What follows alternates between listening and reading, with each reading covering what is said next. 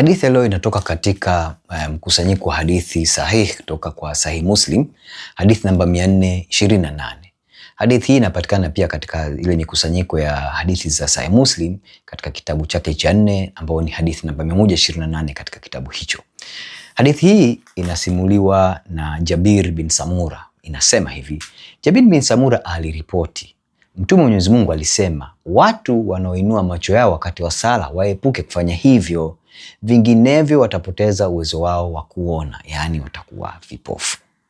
Tunachokiona hapa katika hadithi hii ni kwamba Muhammad anakwenda kushambulia moja kwa moja desturi za ibada zilizokuwa zikifanywa na watu waliokuwa kabla yake, hususan katika Wayahudi na pia Wakristo. Lakini zaidi sana unapokwenda kusoma Injili unagundua moja kwa moja Muhammad anakwenda kupingana na namna gani Bwana wetu Yesu Kristo alivyokuwa akiomba na kusali. Waislamu huwa wanakimbilia kusema kwamba Yesu ni Muislamu kwa kuwa tu alisujudu.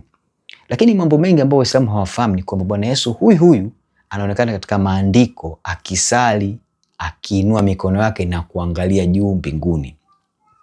Katika teolojia ya kiimani tokea wakati wa Yahudi, mafundisho yamekuwa kwamba Mungu wetu anaishi juu mbinguni. Huyu Mungu mtakatifu, Mungu aliumba kila kitu mbinguni na duniani, ni Mungu ambaye makao yake yako juu mbinguni. Na ndio maana hata Bwana Yesu anavyoonekana akisali, anasali akiangaza macho yake juu mbinguni.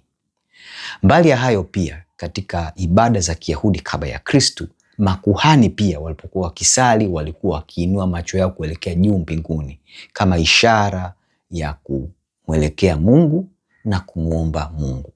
Muhammad hapa anakwenda kinyume kabisa na mafundisho ya nyuma yake na kuleta hadaa kubwa. Kwa mfano tunaweza tukaona tukiangalia katika maisha ya Yesu Kristo wakati wake, tunaona mambo kadhaa. Kwa mfano, kabla ya Bwana Yesu kufanya miujiza mingi mikubwa, alifanya sala na alimuomba Baba yake wa mbinguni kwa kuangalia juu mbinguni. Tunaona kwa mfano wakati Bwana Yesu amefanya muujiza kuwalisha watu 5,000 kwa mikate 5 na samaki 2, Bwana Yesu aliinua macho yake mbinguni, akasali, akamshukuru Baba wa mbinguni na kufanya muujiza ule. Tunaiona hiyo katika kitabu cha Mathayo sura 14 mstari wa 19, tunaona katika Injili ya Marko sura ya 6 mstari wa 41 na Injili ya Luka sura ya 9 mstari wa 16.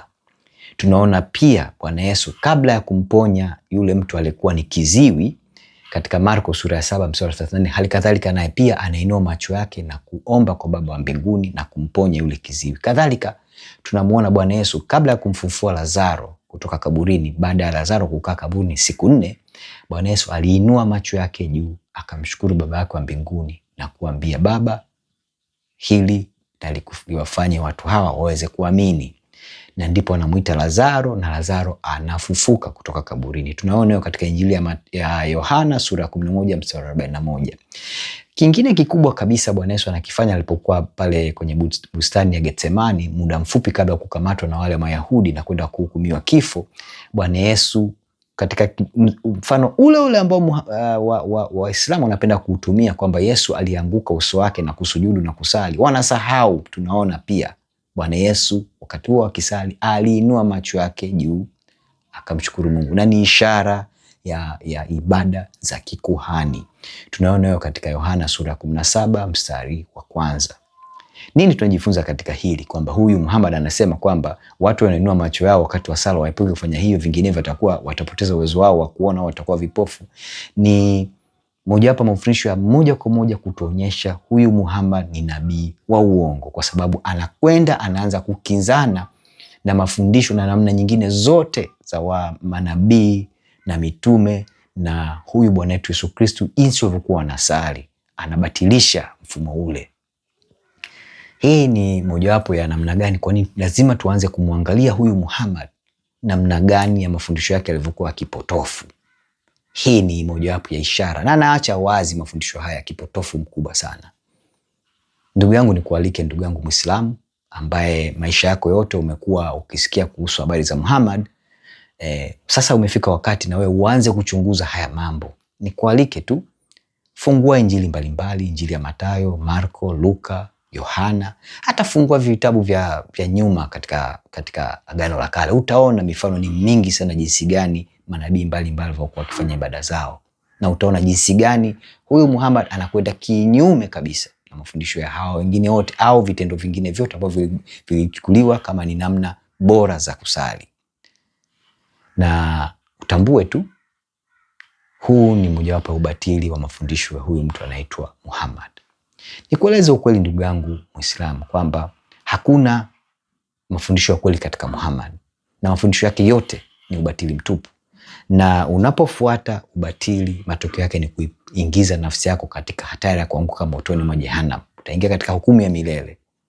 Na mtu sahihi wa kumfuata na kumsikiliza, msome Bwana wetu Yesu Kristo katika Injili hizi 4, uone maisha yake, uone jinsi gani anavyofundisha, uone anachotufundisha. Kwa mfano, Bwana Yesu anatualika kwamba sote, anatualika kwamba kama tumeelemewa na mizigo, anasema njooni kwangu nyote enyi mliolemewa na mizigo, nami nitawapumzisha.